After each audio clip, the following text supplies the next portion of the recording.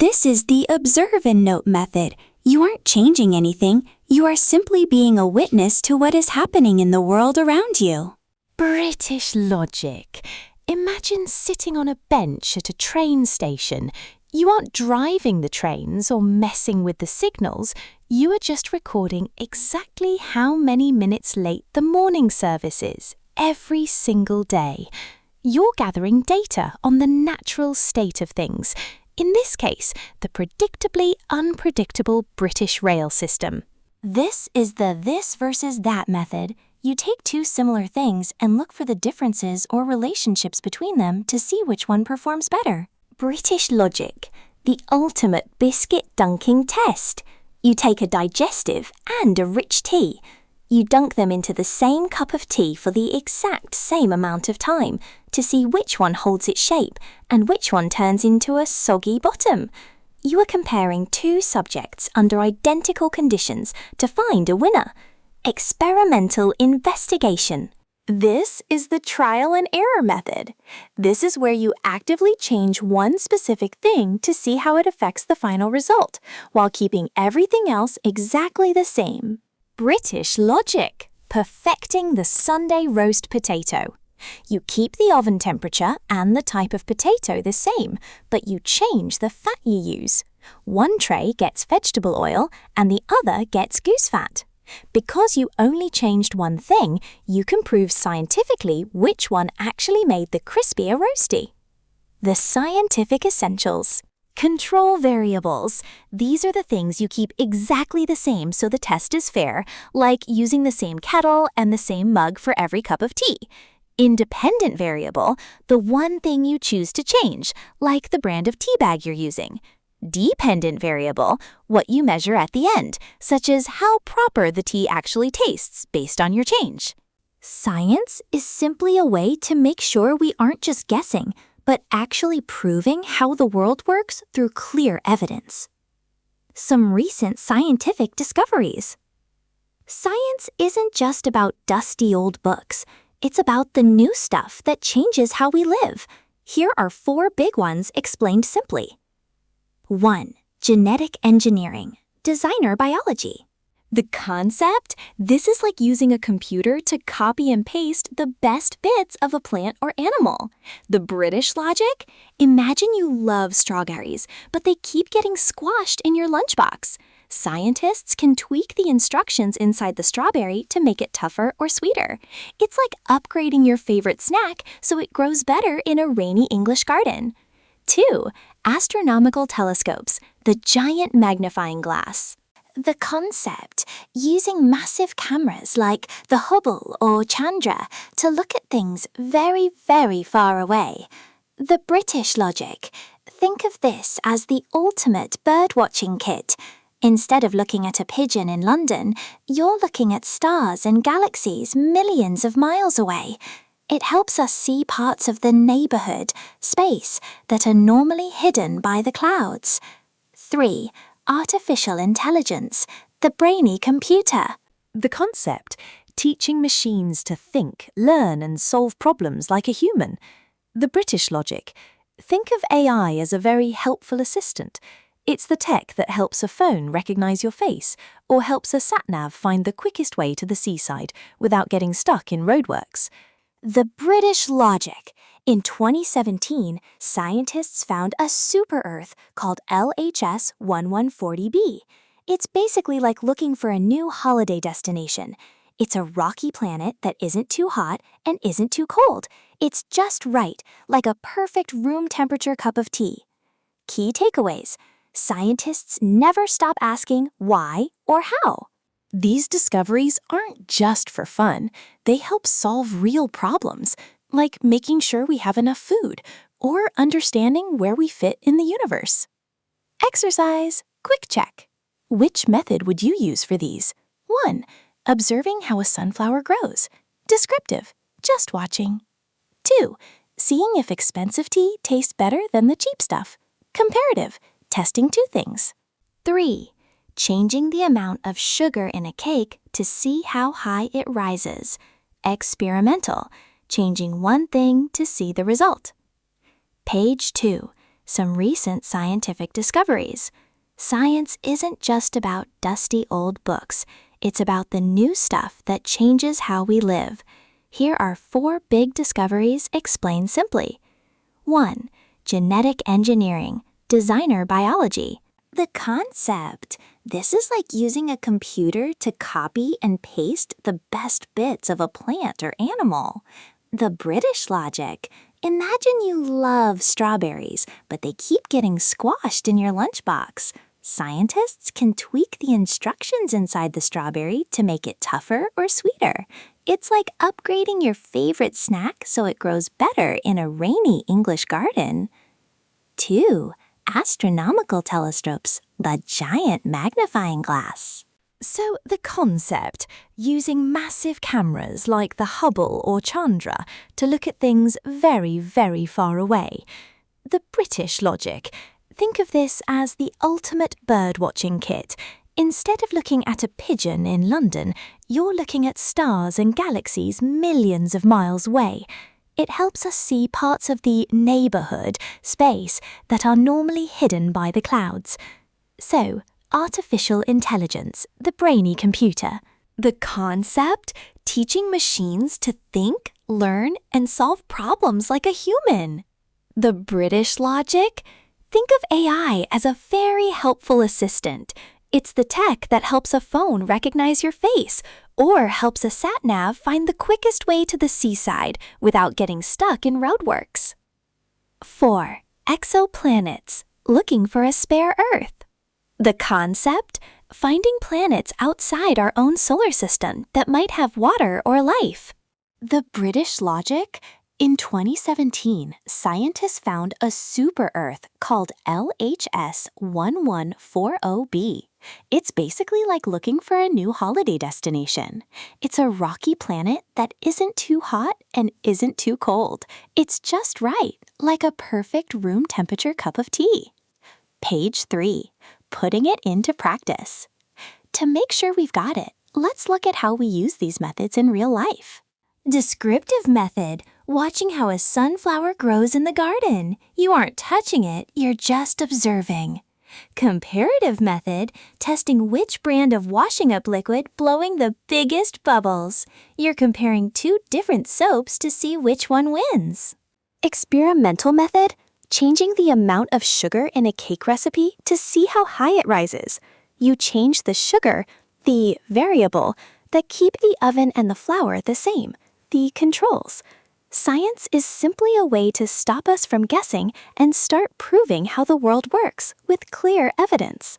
Page 4. Science disciplines and employment opportunities. In England, we don't just say, I'm a scientist. We break it down into 2 main clubs.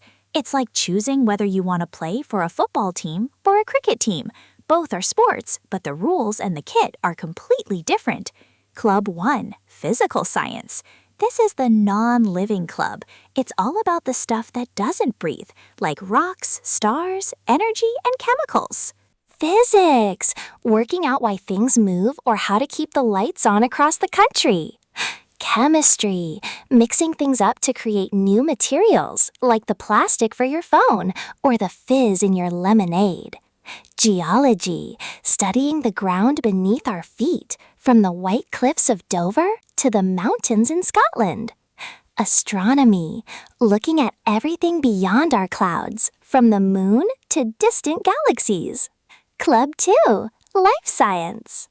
This is the living club. If it grows, breathes, or eats, it belongs here. Biology, the study of all living things, from tiny germs to giant whales.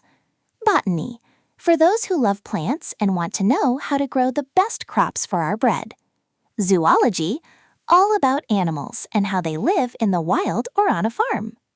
Page 5, the day jobs. Who does what? If you study these subjects, you get to have a proper career helping the country. Here is how these scientists spend their Mondays. The physicist. They might work as an engineer, designing a new bridge that can handle thousands of cars, or making sure the high-speed trains get you to London on time. The chemist. They often work as a biochemist, creating new medicines for the NHS to help people get over a nasty cold or a fever. The astronomer! They spend their time with massive tools like the Hubble Space Telescope, acting as a lookout for the entire planet to see what's happening in deep space. The geologist! They are the ones out in the field, making sure the ground is safe to build a new school on, or finding natural resources hidden deep underground. The life scientists. Horticulturalists work in places like Kew Gardens, protecting rare plants. Agriculturalists help British farmers grow more food using less water. Pathologists are like medical detectives. They look at samples to figure out exactly what is making someone feel poorly. The big difference.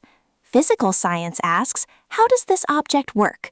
Life science asks, how does this living thing survive? Both clubs work together. For example, a physician, a doctor, uses the tools made by a physicist, like an X-ray machine, to help a patient, a living person. It's one big team. Science isn't a solo sport. It's more like a massive national project where everyone has a specific role to play to keep the country running smoothly. Who is on the team? The scientific community is just a fancy name for the huge group of people, scientists, researchers, and experts who share what they learn with each other. They don't keep secrets. They publish their findings so everyone can check the work and make it better. The job roles. In the UK, we see these roles in action every day. Physicists and engineers, these are the people making sure our high-speed trains stay on the tracks and our bridges are safe to cross.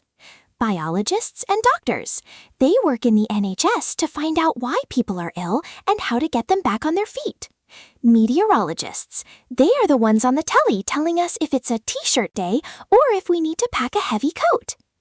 Page 7. How scientists talk to us. It's no use discovering something amazing if you can't tell anyone about it. Scientists use 3 main ways to spread the word. 1. Written reports. This is like the official record. They write down everything they did in journals or newspapers so other scientists can read it. 2. Presentations and meetings. This is the face-to-face bit. Scientists get together, often with a lot of coffee, to talk about their ideas and see if they make sense. 3. The media. This is how we find out. When you see a breaking news story about a new space discovery or a health tip on your phone, that is the scientific community communicating with the public. The big ideas. Summary. Science is collaborative. Nobody knows everything. Scientists work together to solve big puzzles. Checking the work. Before a discovery is official, other experts have a look at it to make sure it isn't a load of rubbish. Helping society. Whether it's inventing a better smartphone screen or protecting the local environment, the goal is always to make life a bit better for everyone. If a scientist discovers a way to make a car run on air instead of petrol, what should they do first? A. Keep it a secret and hide it under the bed. B. Write a report and share it with the scientific community so they can test if it actually works. The answer is B, because real science is all about sharing and proving your work. Page 8. The scientific community and final review. Before we move on to the tiny world of germs, let's look at how scientists actually get things done together. In England, we're big on teamwork and making sure everyone plays by the rules. The scientific community. Think of this as a massive countrywide club. Scientists from different places talk to each other to share what they found. They don't just keep their discoveries in a drawer. They publish them so other experts can check if they've made any rubbish mistakes. What do they do for us? Teamwork. They work together to solve big puzzles, like how to stop a new virus or how to make electric cars go further. Communication. They talk to the public. If you hear a scientist on the BBC explaining why you should eat your greens, that's them doing their job. Checking the facts. Before a new medicine is allowed in a British pharmacy, the community checks the data over and over to make sure it's safe. Page 9. microorganisms and cell structure. Now we're getting into the teeny tiny stuff. This is chapter 2, and it's all about things so small you need a proper microscope to see them. What are microorganisms? We often call them microbes or germs. They are living things that are invisible to the naked eye. They live everywhere, on your skin, in the soil, and even on your kitchen counter. The Fantastic Four of microbes. 1. Bacteria. The Vibe, these are tiny single-celled organisms. Some are nasty and give you a tummy ache, but others are friendly, like the ones in your yogurt that help you digest your Sunday roast. They come in different shapes, like little spheres or tiny rods. 2. Protozoa. These are like tiny animals that live in water. The British logic. Imagine them like microscopic pond life. If you took a drop of water from a puddle in the Lake District and looked at it under a lens, you might see these little guys swimming around. Fungi. The Vibe.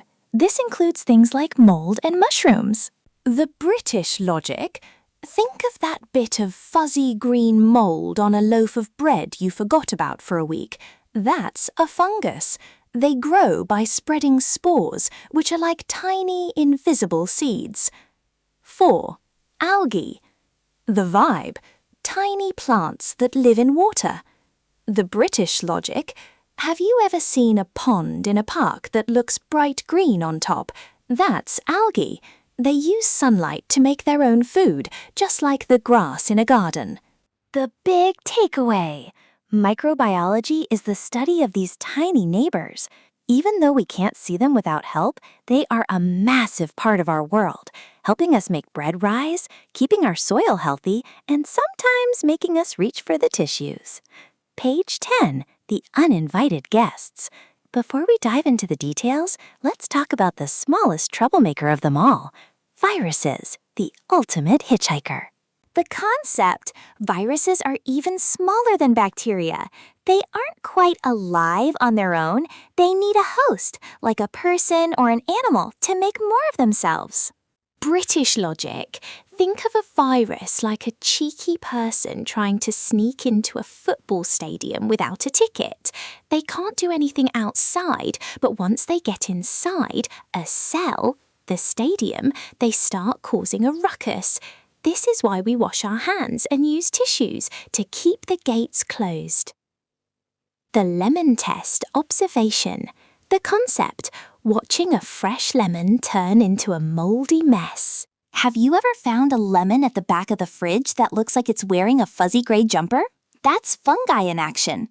The little white and green bits are colonies of microbes eating the lemon.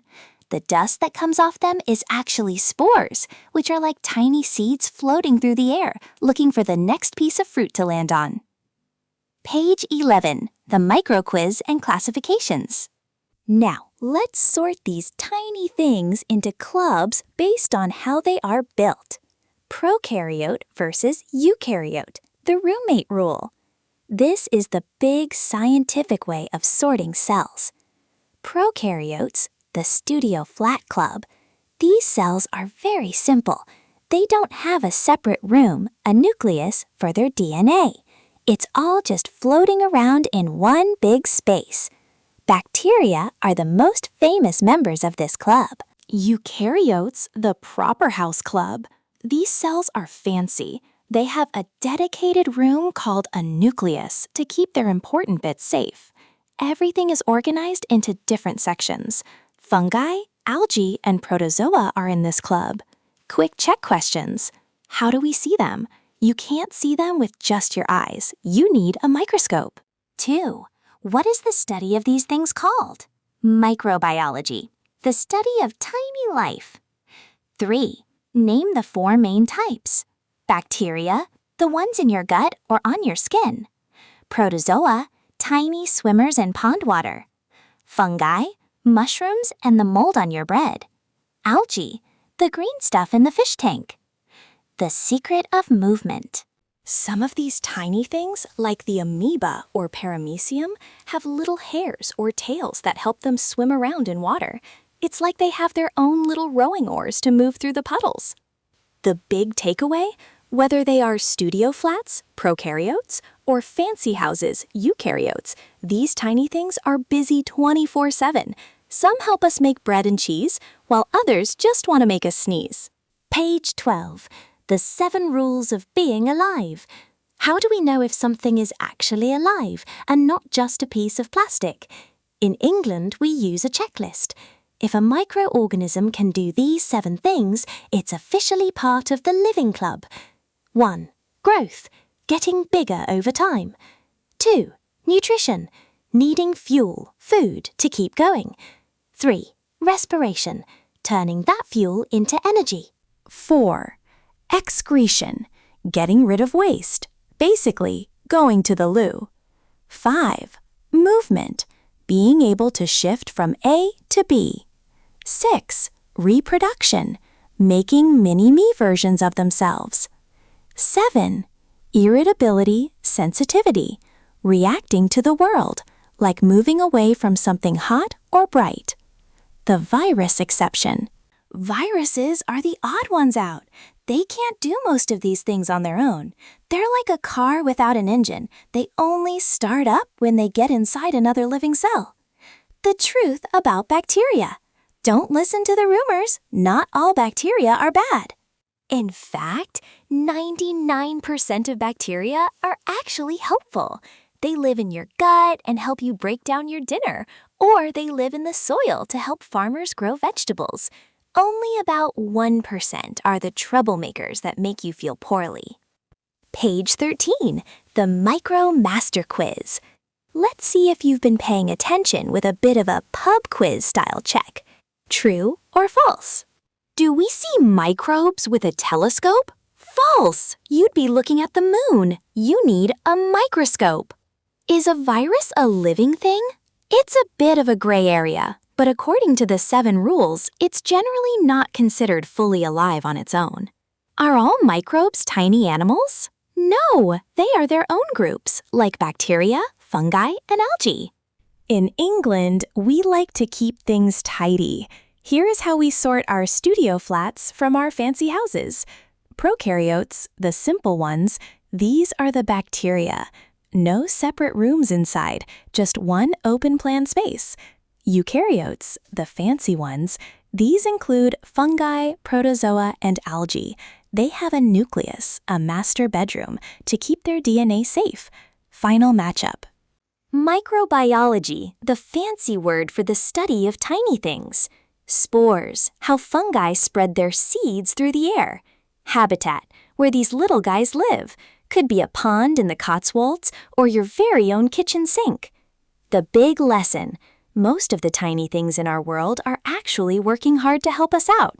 We just need to keep an eye on that cheeky 1% that tries to ruin the party. Page 14. Structure and functions of the plant cell. Think of a plant cell as a tiny, high-tech factory. Every part has a specific job to keep the plant standing tall and healthy in a rainy British garden. The factory parts. Cell wall, the sturdy outer fence. It's made of cellulose and keeps the cell's shape, acting like the bricks of a house so the plant doesn't just flop over. Cell membrane, the security guard at the gate. It decides who gets to come in and who has to stay out. Nucleus, the boss's office. This is the brain of the cell that holds all the instructions, DNA, for how the plant should grow. Cytoplasm, the factory floor. It's a jelly-like substance where all the actual work and chemical reactions happen. Vacuole, the storage cupboard. It's a big space filled with cell sap, water, and nutrients to keep the cell plump and firm. Chloroplast, the solar panels. These are bright green and capture sunlight to make food for the plant. Without these, there'd be no green and pleasant land. Mitochondria, the power station.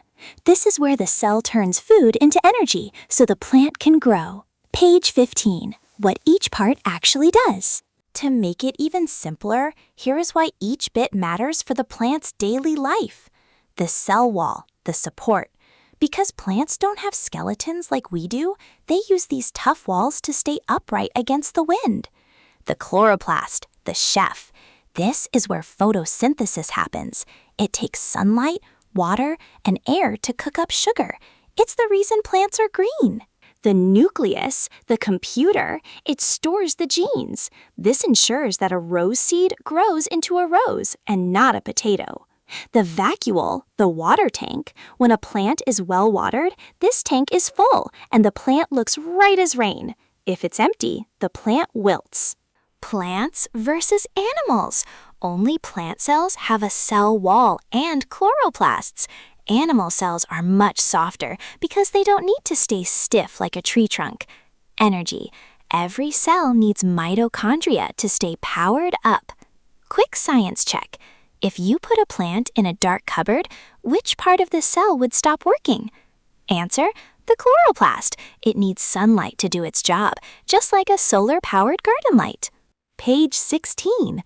More plant cell secrets. We've already looked at the main bits of the plant cell factory, but there are a few more parts that keep the whole thing running like a well-oiled machine. Protoplasm. This is the living stuff inside the cell. It includes the nucleus and the cytoplasm. Think of it as the actual workforce and the machinery combined. Organelles. These are the mini tools inside the cell, like the mitochondria and chloroplasts. Each one has a specific job, just like a toaster or a kettle has a specific job in your kitchen. Chromosomes. These are found inside the nucleus. They're like the blueprints or the recipe book that tell the cell how to make a new plant. They carry the genes, which decide if the plant will have red flowers or blue ones. Page 17. Structure and functions of the animal cell. This is what makes up you, your dog, and even the squirrels in the park. How is it different from a plant cell?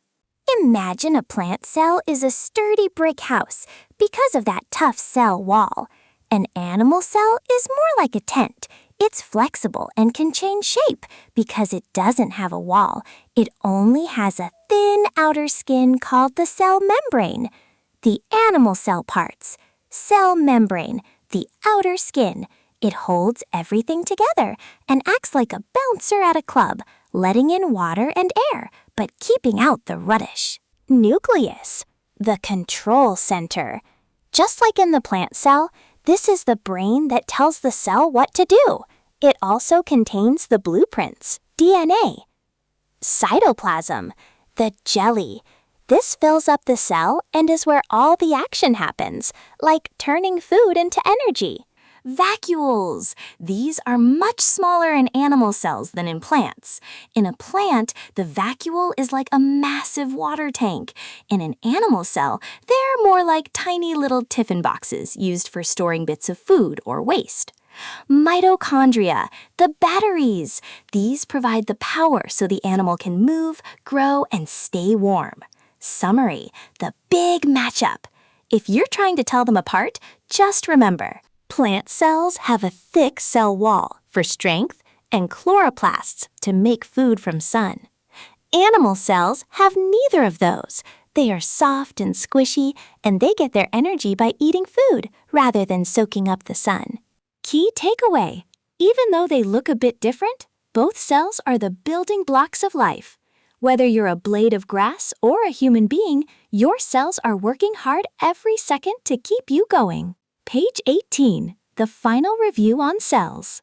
We're wrapping up our look at cells by focusing the heavy lifters of the microscopic world. These are the parts that keep the whole factory running, while the boss, the nucleus, is busy giving orders.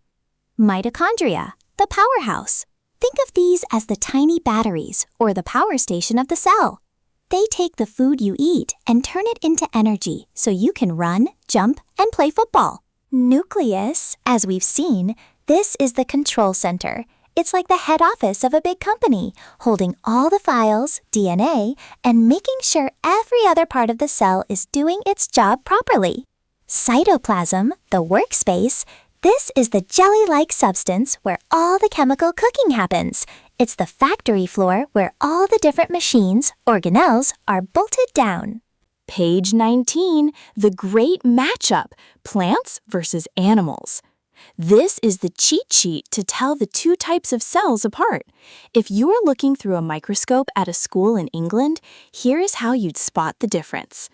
The plant-only features. Plants have a few extra bits of kit that animals just don't need. Cell wall, the armor. Plants don't have bones, so they need a tough outer wall made of cellulose to stay upright. It's like the sturdy garden fence that keeps everything in place. Chloroplasts, the solar panels. These are only in plants because they make their own food from sunlight.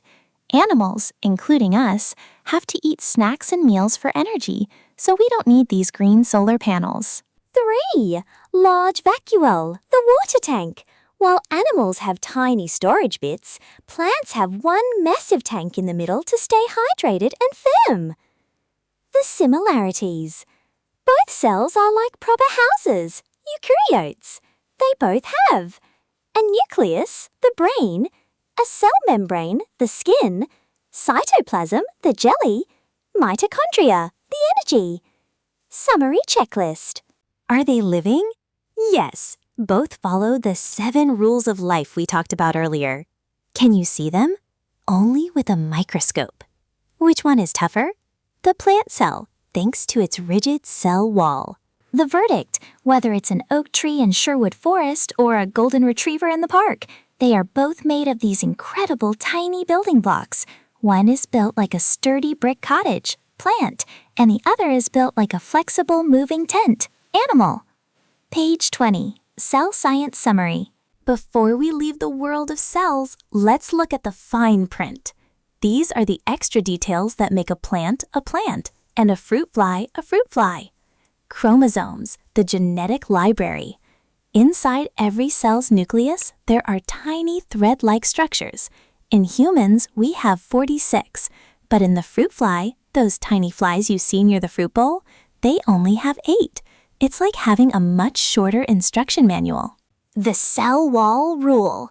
Remember, the cell wall is made of cellulose. It's the bricks and mortar of the plant world. If a cell doesn't have this, it's definitely not a plant. Chloroplasts. These are the green kitchens where plants cook up their own food using sunlight. No sunlight, no dinner. Page 21, the big review quiz. Let's test your knowledge to see if you're a pro or just a beginner. Match the part to the job. Nucleus, the head office containing the DNA. Cell wall, the security fence that keeps the cell stiff. Mitochondria, the power station generating energy. Vacuole, the water tank for storage. Cytoplasm, the factory floor where all the work happens. True or false? Do animal cells have a cell wall? False. We'd be as stiff as statues if we did. Is the cytoplasm a liquid? True. It's a jelly-like liquid that holds all the organelles in place. Are all microbes bad for you? False. Most are actually quite helpful, like the ones in your gut, helping you digest your lunch. Scientific methods recap. Descriptive, just watching the birds in the garden. Comparative, seeing which brand of tea is the strongest. Experimental, changing the amount of water you give a plant to see how tall it grows. The big finish, you've made it through the basics of science, from the giant telescopes in space to the tiny cells in your own body. Science is just a way of asking why and how, and then finding a proper way to prove it. Page 22, Tissues, Organs, and Organ Systems. So, we know about cells, the tiny bricks of life, but how do those bricks build a whole person or a giant oak tree? In England, we'd say it's all about working your way up the ladder. Cells, the individual workers. Tissues, a group of similar cells working together on one job. It's like a specialized squad. For example, a bunch of muscle cells making up muscle tissue so you can kick a ball. Organs, this is when different tissues team up to do a bigger job. Think of your heart or a leaf on a tree. Each one is a gadget made of different parts. Organ systems. This is the big league. It's a group of organs working together to keep the whole body running. Your digestive system, stomach, intestines, etc., works together to process that Sunday roast. Page 23. Plant organization in action. Plants are just as organized as we are. Let's look at how a plant is put together using proper logic. The plant squads, tissues. If you look at a leaf from a park in London, it has different layers. Epidermis, the plant's skin. It protects the inside from the rain and wind. Mesophyll, the kitchen tissue where the chloroplasts live and cook up food. The plant's gadgets, organs. Each part of the plant has a role to play. Roots, the anchors. They suck up water from the damp British soil. Stem, the motorway. It carries water up and food down to where it's needed. Leaves, the solar panels. They catch the sun to stay energized. The whole system.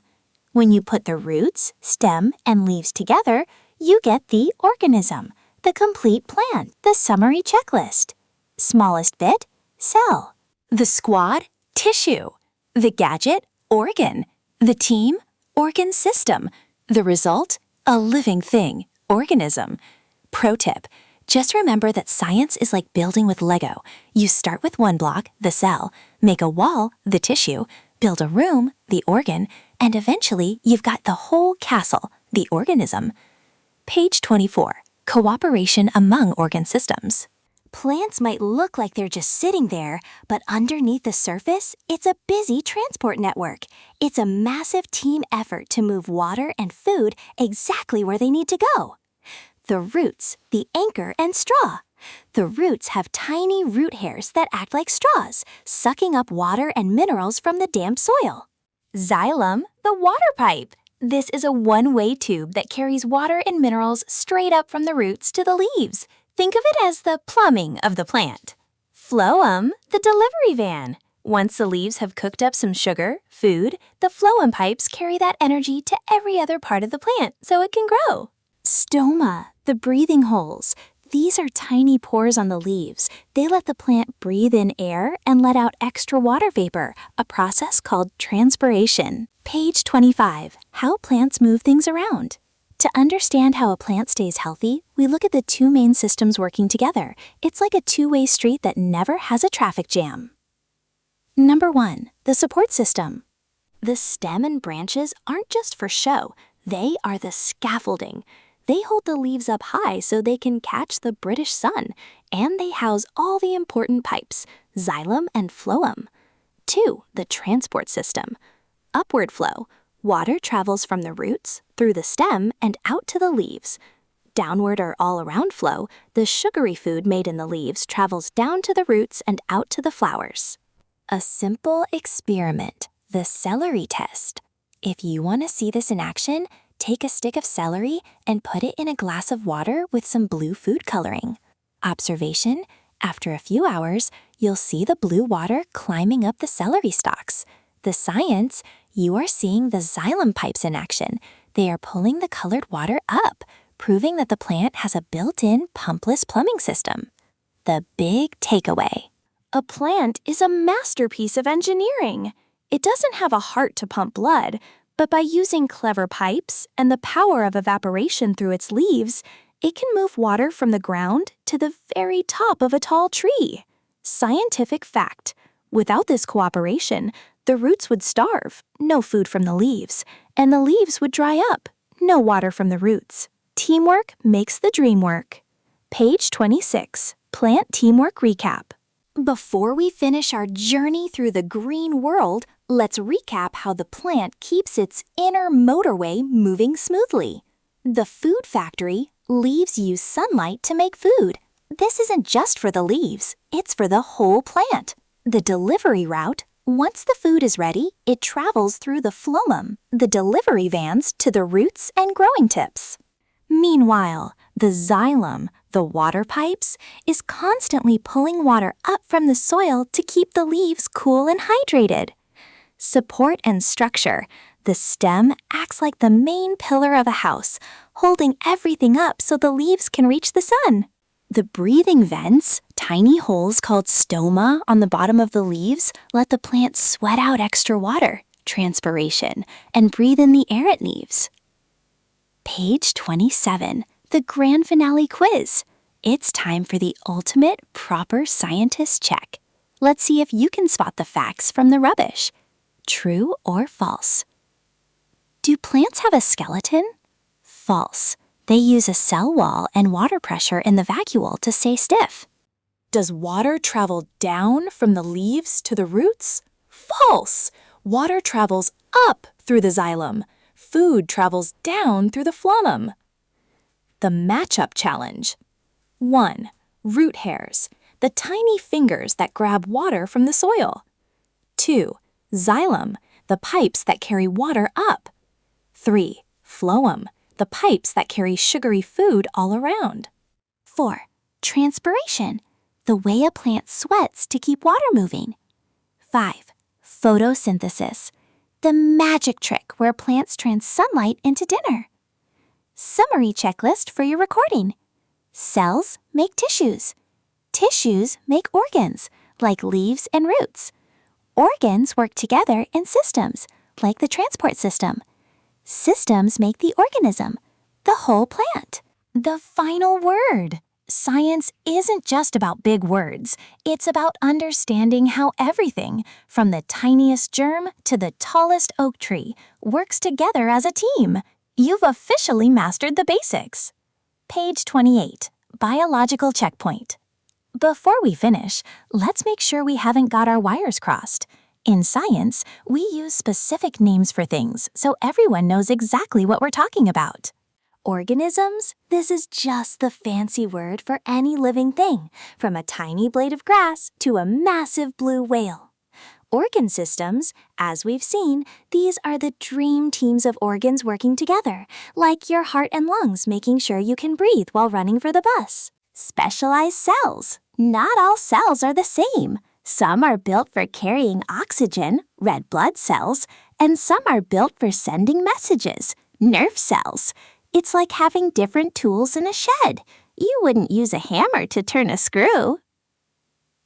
Page 29, From Tiny Cells to Whole Systems, Animal Version.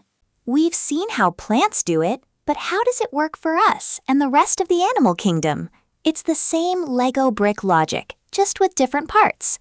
The human building plan. 1. The cell, the starting block, like a single muscle cell. 2. The tissue, a group of those cells working together, like muscle tissue. 3. The organ, a structure made of different tissues, like your stomach or kidney. 4. The organ system, a group of organs doing a big job. Example, the excretory system. Your kidneys, bladder, and tubes work together as the waste management team to keep your blood clean and get rid of the stuff your body doesn't need. The digestive team. Think about what happens to a biscuit after you eat it. Stomach and intestines. These are the processing plants that break the food down into energy. Liver, the filter that keeps things tidy. Together, they form the digestive system. Without this team, that biscuit wouldn't do you any good. The final lesson. Whether it's a plant or an animal, life is organized into levels to make sure everything runs efficiently. Cells, tissues, organs, systems, organism. It's a bit like a football club. You have individual players, cells, units like the defense, tissues, the team on the pitch, organs, the whole coaching staff and squad, systems, and finally, the club itself, the organism. Proper science. By organizing life this way, nature makes sure that even the most complicated creatures stay right as rain.